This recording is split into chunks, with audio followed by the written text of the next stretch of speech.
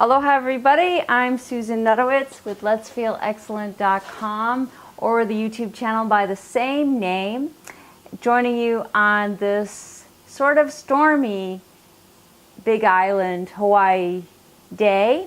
And we are loving it because I live in the desert and a lot of us here like to grow our own food, and so we feel very blessed for the water. We love it. And I'm having a warm cup of tea, and I also get a chance to wear some of my woolies. So I thought it would be a great opportunity to talk about herbs, some of the ones that I use, why I use them, and what they're good for, and basically the teas, some of the teas that I make. Okay, so that's a good one. Let's start with that one. This is this kind of chocolate colored one here. This is a great one. It's got a wonderful antifungal in it, and prebiotic. I'll do a whole separate video on the difference between prebiotics and probiotics. But basically, the antifungal and the balancing of the gut, that's for anything like if you have a distended belly and you want a flat tummy, or if you have vaginal yeast infections for women, or you have recurring toenail fungus or fingernail fungus. Pota Arco is a really good one for that. And the prebiotic in it is the best prebiotic there is, which is chicory. That's also used as a coffee substitute. And the next one, I don't know how to pronounce it. It's from Africa. It's a red tea. It's a red herb, a red bush herb, and I think that's actually what it translates into. And it's called rooboso. I have to see it spelled out. But that one is also in here, and that one's a general good tonic. This can also be used as a tea substitute for anyone that's wanting to not have the caffeine. And it's just a really good tasting tea. And then this next one is my kidney formula. And I'm not going to give you all of the recipes here, because when I coach people, I might give you a different kidney formula than I would take myself, or that somebody else would take. So, but kidney formula is great to rebuild the kidneys. Most of us, that's where we begin to die, is our kidneys start failing. And the death part is not as important as the life, how long it takes, you know, the life we have to live with those kidneys constantly degrading and filtering less and less, with the adrenals doing less and less of their job. So that smells really good. All these smell really, really good. So that's my kidney formula.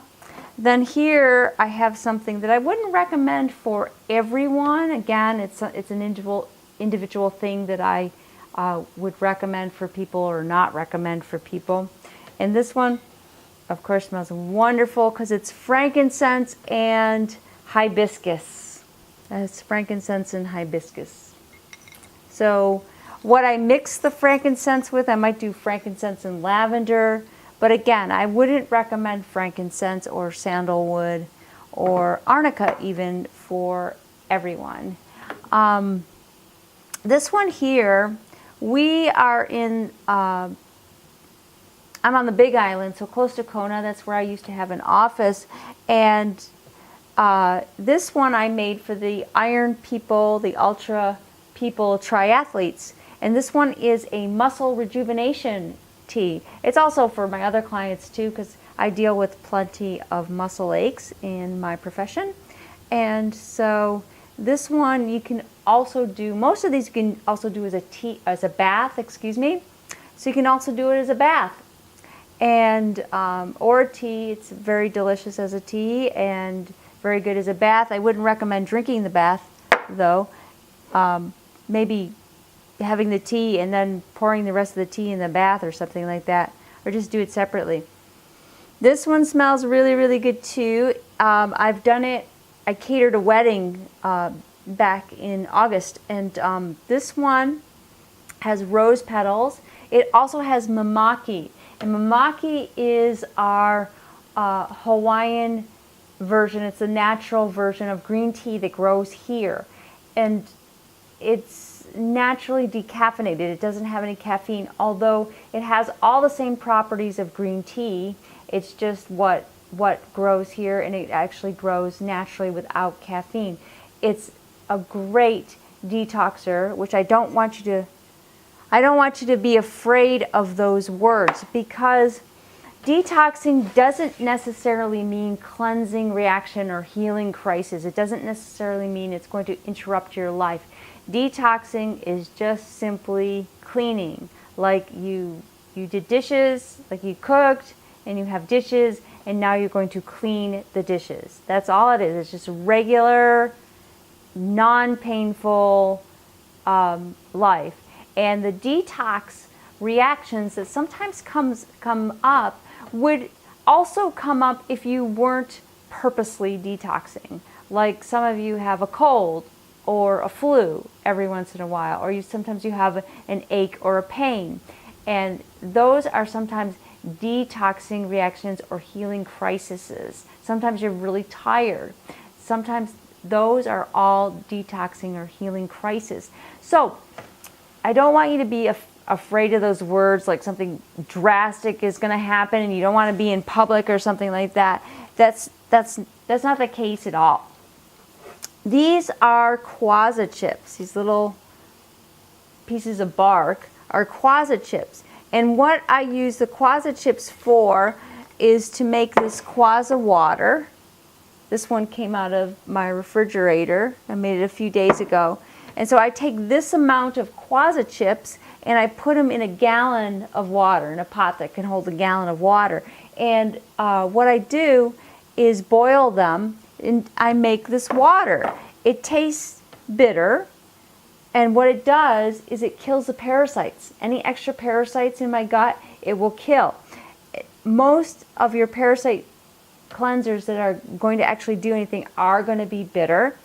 And this is bitter like grapefruit. It tastes like grapefruit to me, only it's a water, and I kind of like that. So it's not terribly bitter, and I could always put a little stevia in it to sweeten it, but I don't need to, I don't want to, so I just let it go and do its thing. And I will tell you with the quasar chips, what I've noticed is not so much when I'm having the craving, but I don't really have cravings anymore, but I used to be prolific at cravings. It was horrible. And the way that I got myself through those stages is I drank the quasar water throughout the day, and then I wouldn't really have the cravings. If I just ate right and I didn't overeat, then I really wouldn't have the cravings, because the cravings come from the parasites or the creatures inside that are saying, feed me, right? So if I drink this water, then those guys aren't there, and they can't cry out, and then I don't have the cravings. So what you're going to want to do is, I get these herbs in bulk. Sometimes I get them from the health food store, but most of the time I get them in bulk, because I'm using a lot of them. I'm having them every day. And it's not something I'm going to put into a tea ball.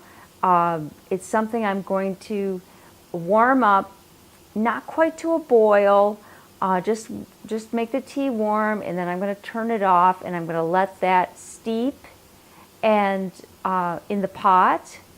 And then when my tea is ready, I'm going to warm it up again, not to a boil, and then I'm going to drink it.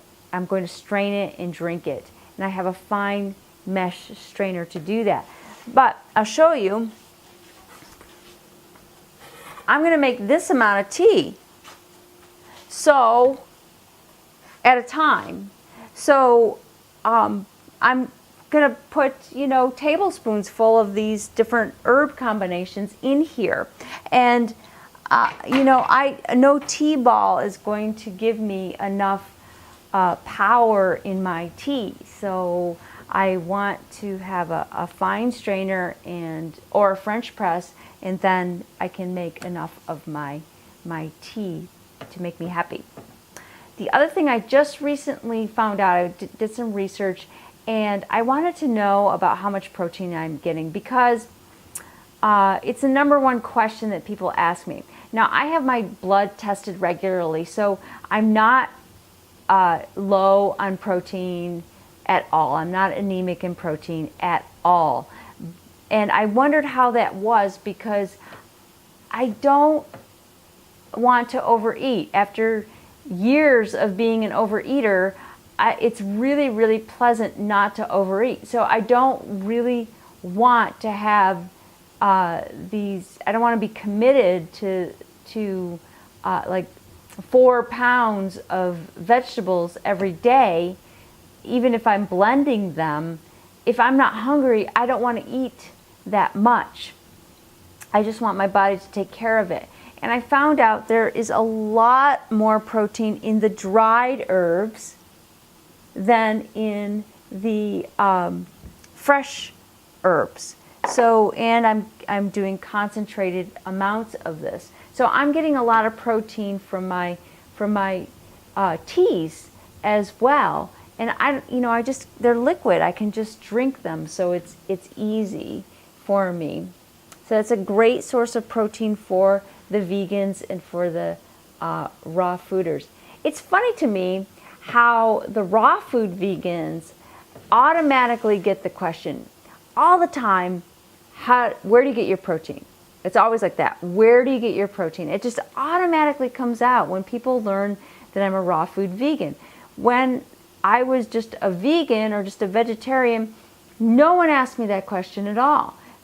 But in cooked food, the protein is cooked out of it. We don't really understand that, because we think when we cook a steak, it still registers as 40 grams of protein, and that we're actually getting 40 grams of protein.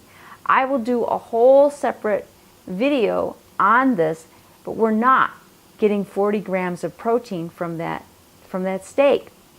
So it's interesting, because people will ask me, where do you get your protein? And if you look on at the other raw food vegans that have YouTube channels, they get that question all of the time as well. And you don't have to worry about getting enough protein, because there's nobody in this country that is protein deficient or shouldn't be protein deficient, as long as they're getting food. They're not starving to death. Okay, so that is my blog about teas and herbs. There's a lot more to teas and herbs. So please contact me if you have any questions, or comment down below your experience with herbal teas. Maybe your favorite tea recipe would be good. If this video has been helpful to you, please give it a thumbs up. I'm Susan Nutowitz. I thank you so much and wish you an excellent day. Aloha.